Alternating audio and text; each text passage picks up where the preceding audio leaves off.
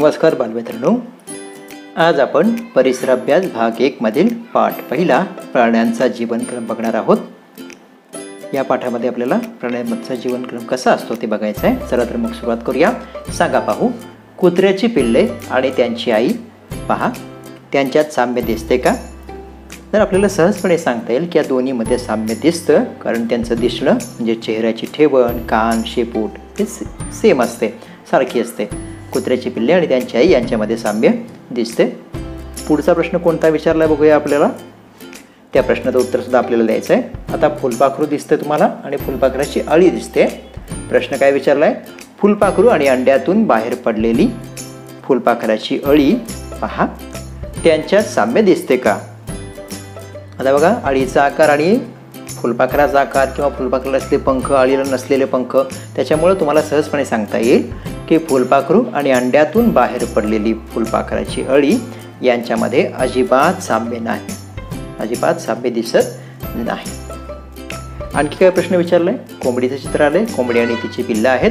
कोंबडी अंडी घालते, त्या अंड्यातून पिल्ले बाहेर पडतात। मांजरीची पिल्ले अंड्यातून बाहेर पडतात का? तर तुमच्यापैकी बऱ्याच जणांच्या घरामध्ये मांजरी असतील पाळलेल्या। मांजरीची पिल्लं अंड्यातून बाहेर पडत नाही, ते आपल्याला माहिती आहे। तेच उत्तर आपल्याला लिहायचं आहे। कोंबडीची पिल्ले अंड्यातून बाहेर पडतात, पण मांजरीची पिल्ले अंड्यातून बाहेर पडत नाहीत, तर त्यांचा पिल्लू म्हणून जन्म होतो। असे बरेचसे प्रश्न असतात जे आपल्या परिसरातील आपल्या पूर्वीच्या ज्ञानावर आधारित असतात। प्राण्यांची वाढ बघा, शेळीचं पिल्लू आणि शेळी दिसते, शेळीचं करडू आणि पूर्ण वाढ झालेल्या शेळी यांच्या रूपामध्ये फारसा फरक नसतो, फार तर उंचीमध्ये वगैरे असतो। मांजराची पिल्ले आणि मोठे मांजर यांच्यातही फारसा फरक नसतो, असलाच थोडा आकाराच्या बाबतीत असतो, बाकी अवयव किंवा ठेवण सारखीच असते। लक्षात घ्या, पिल्लू आईच्या पोटात वाढते, आईच्या पोटातून जन्म घेते। हे प्राणी अंडी घालत नाहीत। कोणते? शेळी आणि मांजरासारखे प्राणी। पण असे काही प्राणी आहेत जसे की कावळा, कोळी आहे किंवा सरडा आहे, यासारखे काही प्राणी मात्र अंडी घालतात। म्हणजे अंडी फक्त पक्षीच घालतात असं नाही, अंडी प्राणीसुद्धा घालतात। कावळा, कोळी आणि सरडा ही त्याची उदाहरणं आहेत। कोंबडीच्या पिल्लांचा जन्म अंड्यातून जन्म। मुंग्या, फुलपाखरे, मासे, बेडूक, साप हे सर्व प्राणी अंडी घालतात। या प्राण्यांची अंडी सहसा आपल्याला दिसत नाहीत। बघा, वरती दिसते ती अंडी तुम्ही बघितली सुद्धा नसतील बऱ्याच जणांनी। काही अगदी चिंटुकल्या प्राण्यांची अंडी तर खूप लहान असतात, ती तर आपल्याला सहजी दिसणार नाहीत। म्हणून हे प्राणी अंडी घालतात हे आपल्या लक्षात येत नाही, पण कोंबडी अंडी घालते हे आपल्याला नक्की माहीत असते, कारण कोंबडीची अंडी इतपत मोठी असतात। दिसण्या इतपत ती कोंबडीची अंडी मोठी असतात, दिसू शकतील इतपत ती मोठी असतात। आता कोंबडीचं पिल्लू अंड्यातून बाहेर कसं येतं हे तुम्हाला सगळ्यांना माहिती आहे। कसं बरं येत असेल ते? तुम्ही सर्वांनी कोंबडीची पिल्लं अंड्यातून बाहेर येताना बघितली पण असतील। अगदी बरोबर। वाढ पूर्ण झाली की कोंबडीचं पिल्लू बाहेर येतं। कोंबडी अंडी घालते। अंड्यांमध्ये पिल्लाची वाढ होण्यासाठी उभेची गरज असते, त्यासाठी अंडी घातल्यानंतर कोंबडी अंड्यावर बसून राहते व अंडी उबवते। अंड्यांमधून पिल्ले हळूहळू वाढू लागतात आणि मग जेव्हा त्यांची वाढ पूर्ण होते तेव्हा ती पिल्लं काय करतात? वाढ पूर्ण झाली की कवच फोडून बाहेर येतात।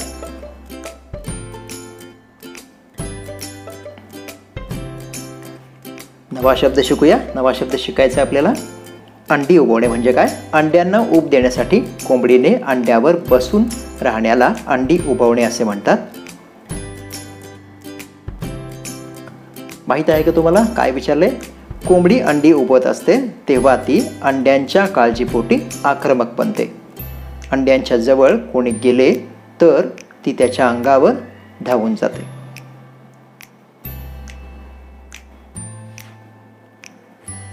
हे सुद्धा तुम्ही बघितलं असणार आहे।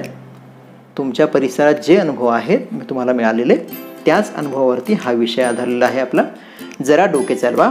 कोंबडी आणि कोंबडीचे पिल्लू यांच्यात कोणकोणत्या बाबतीत सारखेपणा आहे बघा बरं, कोंबडीचं पिल्लू आठवा आणि कोंबडी आठवा, या दोन्हींमध्ये कोणत्या बाबतीत आपल्याला सारखेपणा आढळतो? कोंबडीचं पिल्लू आणि कोंबडी यांच्या शरीराची रचना, चोच, पंख या बाबतीत सारखेपणा आहे. या व्यतिरिक्त त्यांचं अन्न पण आपल्याला सारखेपणा दिसून येऊ शकतो. शेळीचे रूपांतरण, शेळीचे करडू आणि शेळी यांच्यात सारखेपणा आहे. कोंबडीचे पिल्लू आणि कोंबडी यांच्यातही सारखेपणा आहे. पण फुलपाखराची अळी आणि फुलपाखरू यांच्यात मात्र खूपच फरक आहेत. कसे ते बघूया आपण पहिल्यांदा, आणि मग तुमच्या लक्षात येईल की हा फरक का आहे. आणि असा फरकानं प्राण्याचं विकसित होणं, याला काय म्हणायचं ते आपल्याला बघायचं आहे. बघा, ही आहे फुलपाखराची अळी आणि हे आहे पूर्ण वाढ झालेलं फुलपाखरू. पिल्लू आणि पूर्ण वाढ झालेल्या प्राणी यांच्या रूपात लक्षात येण्याजोगे तफावत असणे याला रूपांतरण म्हणतात. म्हणजे आधीचं रूप वेगळं आणि पुन्हाचं रूप पूर्णतः वेगळं. सुंदर आकाराची आणि निरनिराळ्या रंगाची फुलपाखरे आपल्या परिसराचा एक हिस्सा आहेत. फुलपाखरांचे जीवन वनस्पतींच्या सान्निध्यात जाते. फुलपाखरामध्ये रूपांतरण कसं होतं ते आपण बघतो आहे.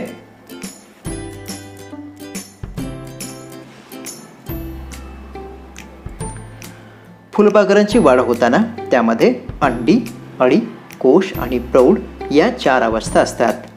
त्यातल्या प्रौढ अवस्थेला आपण फुलपाखरू म्हणतो.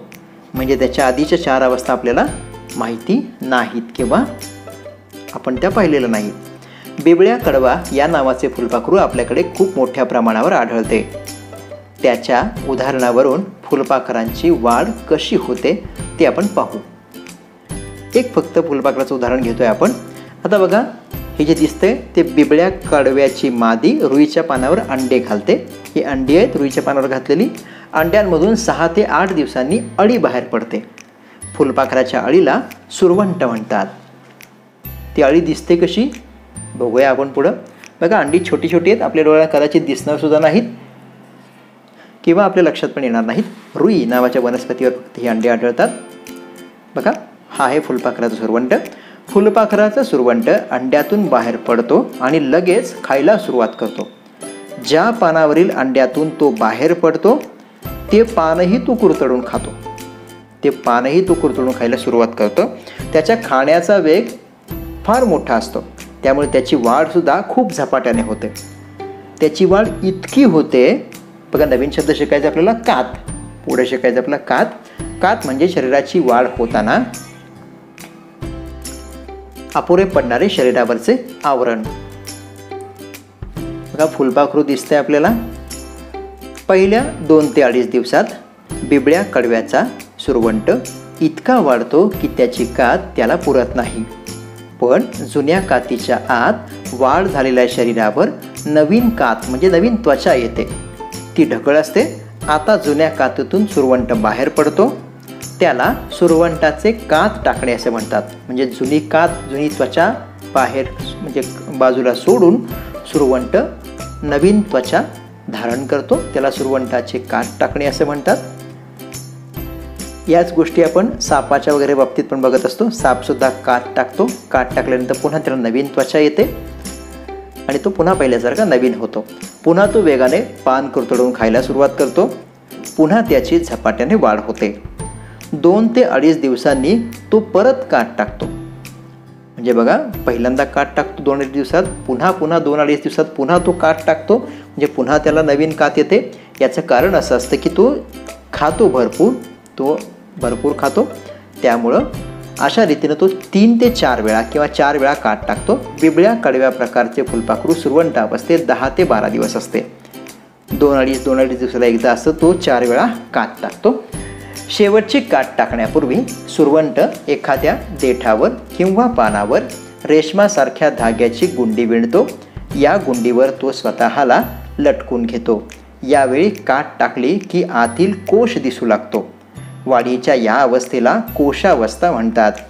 इथे तुम्हाला जे चित्र दिसतंय त्या चित्रामध्ये डावीकडून 2 नंबरला तुम्हाला कोशासारखा आकार दिसेल.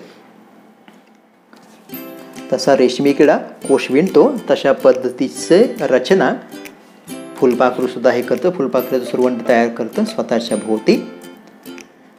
हा तुम्हाला कोश इथे दिसतो आहे खाली. कोशाच्या आत बिबळ्या कडवा सुमारे 11-12 दिवस असतो. या अवस्थेत तो काही खात नाही, पण त्याच्या शरीरात महत्त्वाचे बदल घडून येतात. कोणते बदल घडतात त्याच्या शरीरात? तर कोशात बिबळ्या कडव्याची वाढ पूर्ण होते. नंतर प्रौढावस्थेतील फुलपाखरू कोशाच्या आवरणातून बाहेर येते आणि जेव्हा हे फुलपाखरू बाहेर येतं त्यावेळी फुलपाखराला आकर्षक पंख असतात. सर्व फुलपाखरांची वाढ याच पद्धतीनं होते. फक्त त्यांचा कालावधी कोशावस्थेचा किंवा सुरवंटावस्थेचा थोडाफार कमी जास्त असू शकतो, त्याच्यात बदल होऊ शकतो, पण सर्वसाधारणपणे सर्व फुलपाखरांची वाढ ही याच पद्धतीनं होत असते. त्यांच्या याच अवस्था असतात: अंडी, अळी, कोश आणि प्रौढावस्था. माहीत आहे का तुम्हाला, प्रत्येक प्रकारच्या फुलपाखराची मादी कोणत्या प्रकारच्या वनस्पतीच्या पानांवर अंडी घालणार हे ठरलेले असते. निरनिराळ्या प्रकारच्या फुलपाखरामध्ये अंड्यांमधून सुरवंट बाहेर येण्याचा काळ कमी जास्त असतो. सुरवंटांमध्ये खूप विविधता असते. निरनिराळ्या प्रकारचे सुरवंट निरनिराळ्या रंगांचे असतात. त्यांचे शरीर लांबोळके असते. अनेक सुरवंटांच्या अंगावर केसासारखे तंतू असतात, पण सगळ्यांची रचना जवळपास सेमच असते. बघा, ही विविध रंगांची, विविध आकाराची, विविध रंगसंगती असलेली अशी आकर्षक फुलपाखरं आपल्याला इथे दिसत आहेत. माहीत आहे का तुम्हाला, स्वच्छ निवडलेले धान्य आपण डब्यात भरून ठेवतो, तरीही काही दिवसांनी डब्याचे झाकण काढले तर त्यात किडे झालेले दिसतात. धान्याच्या गोदामात, वाण्याच्या दुकानात, आपल्या घरी अशा कोणत्याही ठिकाणी धान्यात कीटक असू शकतात. कीटकाच्या मादीने या धान्यात अंडी घातली तरी ती आपल्याला दिसू शकत नाहीत, कारण ती आकाराने खूप लहान असतात. धान्य साठवलेल्या डब्यातील हवा आणि त्यांच्या वाढीला पुरेशी असते, म्हणूनच डब्यात त्यांची वाढ होत राहते. त्यांच्याही अंडी, सुरवंट, कोश आणि प्रौढ अशा अवस्था असतात. आपण डबा उघडतो तेव्हा धान्यातील कीटक वाढीच्या अवस्थेत असतात. त्या अवस्थेत आपल्याला ते पाहायला मिळतात. ज्या वाढीच्या अवस्थेमध्ये असतात, म्हणजे अळी असेल तर अळी दिसते, प्रौढ असेल तर प्रौढ दिसतो. आपण काय शिकलो? कोंबडीच्या अंड्यामध्ये पिल्लाची वाढ होण्यासाठी कोंबडी आपली अंडी उबवते. पूर्ण वाढ झालेले पिल्लू कवच फोडून बाहेर येते.